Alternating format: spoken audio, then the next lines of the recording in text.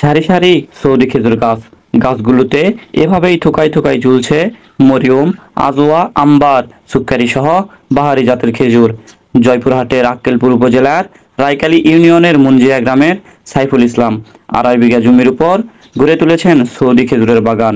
অনুপ্রাণিত হয়েছিল ইউটিউবে ভিডিও দেখে। প্রথম বছরে ফল দেখতে পেয়ে খুশি হন তিনি।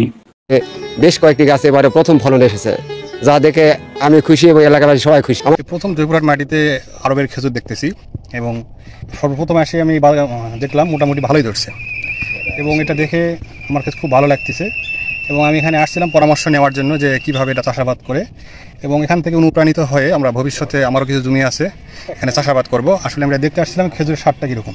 আসলে আমি 2টা খেজুর খেলাম, আসলে আলহামদুলিল্লাহ মোটামুটি স্বাদ অনেকটাই ভালো। সাইফুল ভাই অনেক ভালো একটা উদ্যোগ নিছে, আশা করি সামনে আরও ভালো করবে।